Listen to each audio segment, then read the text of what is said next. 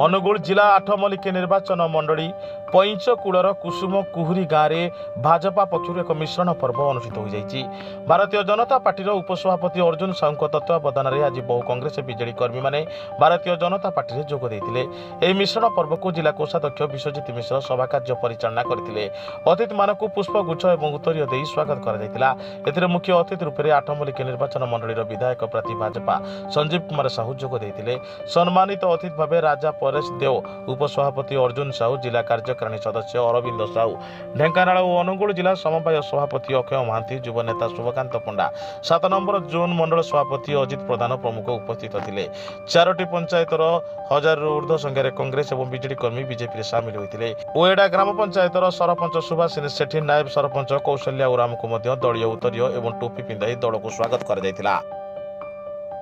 ଅନୁଗୁଳ ଜିଲ୍ଲାରୁ bureau head Harekrushna ନାୟକଙ୍କ report, Sai ସତ୍ୟ news.